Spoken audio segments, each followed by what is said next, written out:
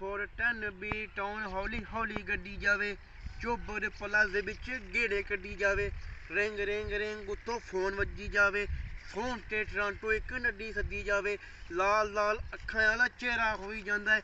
ਆਹ ਜਿਵੇਂ ਜਿਵੇਂ ਅੰਬਰਾਂ ਤੇ ਹਨੇਰਾ ਹੋਈ ਜਾਂਦਾ ਹੈ, ਚੋਬਰ ਦੀ ਕੱਲੀ ਕੱਲੀ ਬੁਲਕੜੀ ਨਾਲ ਲੋਕਾਂ ਭਾਵੇਂ ਹੁਣ ਤਾਂ ਸਵੇਰਾ ਹੋਈ ਜਾਂਦਾ ਹੈ।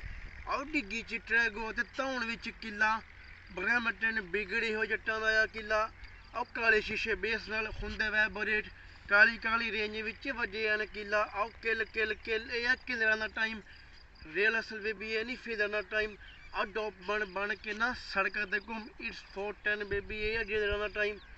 ਆਹ ਸਟਾਪ ਸਾਈਨ ਤੇ ਵੀ ਗੱਡੀ ਹੁੰਦੀ ਨਹੀਂ ਸਟਾਪ, ਲਾਇਸੈਂਸ ਪਲੇਟ ਦੇਖ ਲੁੱਕਦੇ ਆ ਆਹ ਪੁੱਲ ਓਵਰ ਕਰਨੇ ਦੇ ਚੱਕਰਾਂ 'ਚ ਪੂਰੇ, ਜੱਟ ਨਾਲ ਬਾਲੇ ਆ ਬੱਸਾਂ ਛੱਡੇ ਨੇ ਆਓ ਭਾਲਦੇ ਆ ਸਾਲੀ ਮੇਰੀ ਡਿੱਗੀ 'ਚ ਟਰੈਕ, ਸਟੀਲ ਮੰਗਲੋਗਨ ਤੋਂ ਕਰਦੇ ਟਰੈਕ। ਆਓ ਇਹਨਾਂ ਦੇ ਤਾਂ ਮੇਰੇ ਬਸ ਵੀ ਤੇ ਨੀਚ ਗੈਪ, ਮੇਰੀ ਮਨੀ ਕਹਿੰਦੇ ਆ ਬਲੈਕ। ਮੁੱਕਿਆ ਨਹੀਂ ਆ।